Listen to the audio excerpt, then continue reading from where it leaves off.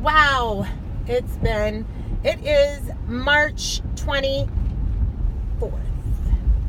God, I hope I'm right, because it's, we're going to tell you in just a second. I was going to say it's Friday, and going to tell you in just a second. Yeah, it is. It's the 24th. I was always thinking the 23rd, but it's the 24th. And just giving you an update.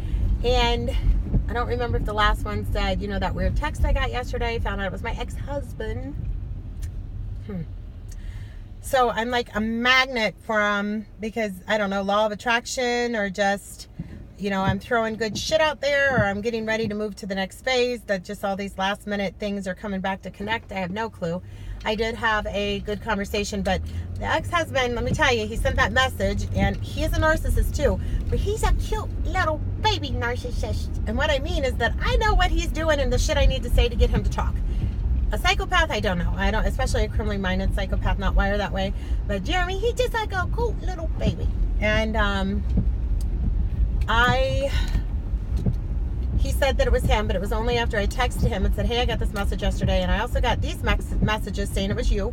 I'm on my way to my attorney, and we're going to be pressing charges, but if this is you, I want you to call me because I don't want to cause any chaos in your life. And he called me right away, which was funny because I had called him 2 times prior to that, and he didn't answer. And he can ignore me, but here I am being nice, and of course he's going to call. He had no choice, really.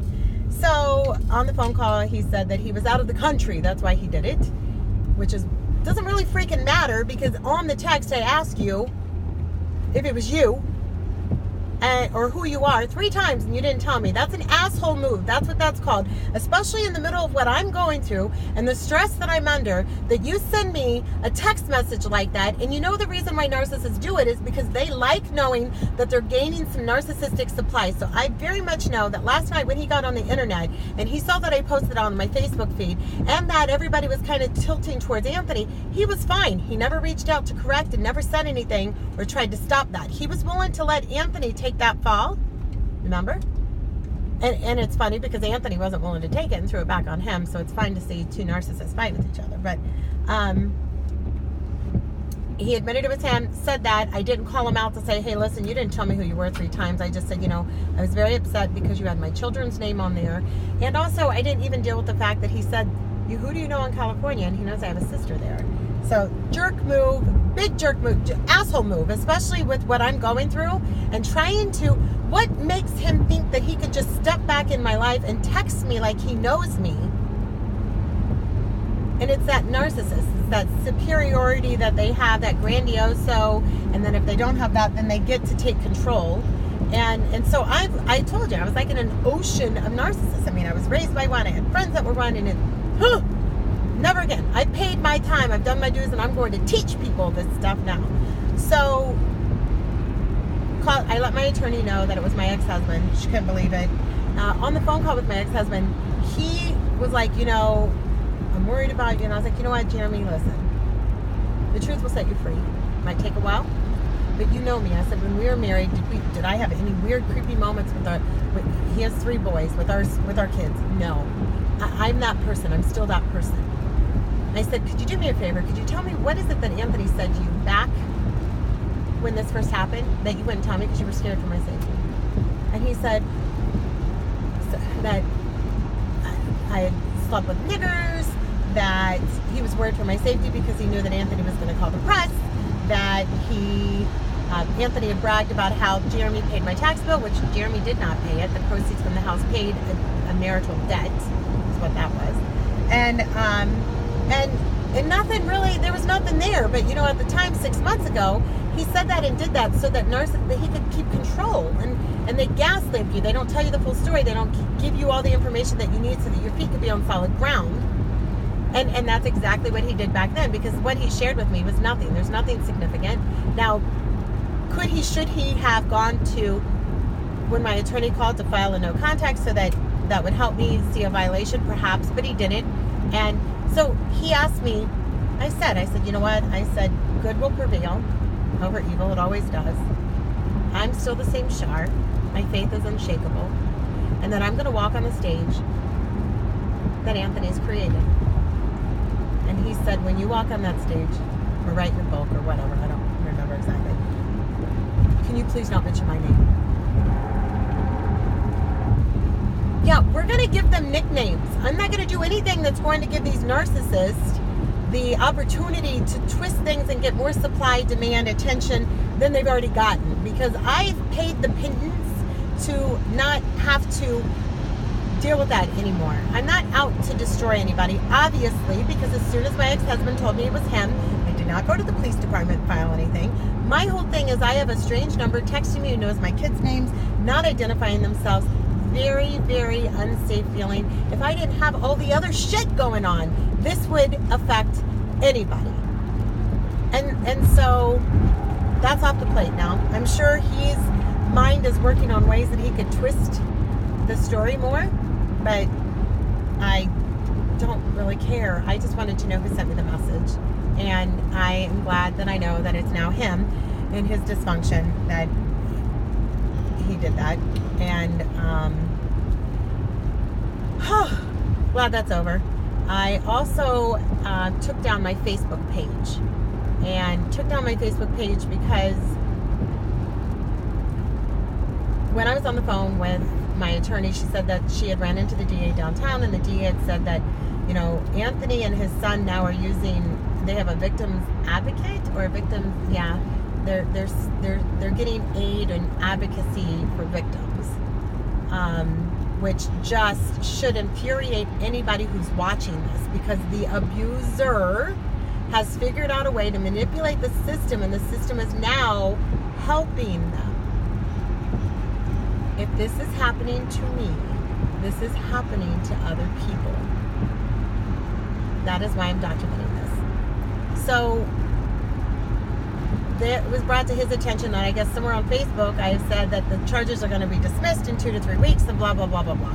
And so my attorney says, is that true? And I said, well, Angela, I said, absolutely not. As long as you and I have been talking about this, I would never post anything that would compromise that.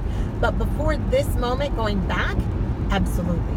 I said it from the parking lot the day I was arrested, because it was a mindset. It was a determination. It was what kept me going. It's what gave me hope. It's what I was telling myself. It's what I'm telling every cell of my body, that this will be dismissed because I know what the truth is.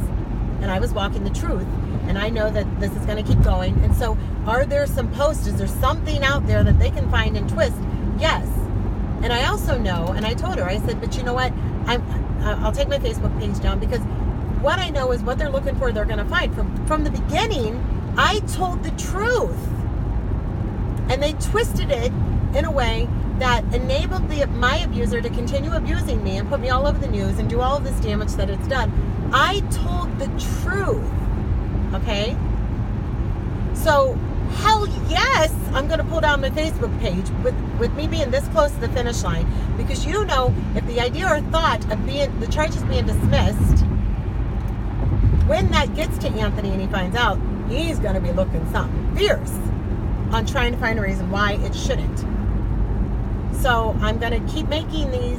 I mean, I feel like if there's any time where it's been incredibly, my safety has been, or my safety could be, will be at risk, it's in the next few weeks. And especially when the charges get dropped. So today's Friday, I'm going for this psychosexual evaluation Sunday. And when the charges get dismissed against me, and I don't know if Anthony will have them all over the news. I don't know what the victim's advocate's going to do. And you know, what really, really infuriates me is that I could be using all of that assistance right now, me. But because they have yet to file any charges against him, I don't have access to any of those resources. I have access for the no contact order back in August, that was issued. And so when people look at me, they just think it's because of that. They don't realize all this other stuff. So it's very hard to explain why I need a psychosexual evaluation, why I need all this for him at that time. And until they file a violation of the no contact or harassment or trespassing or, invasion of privacy, I don't get help. He does.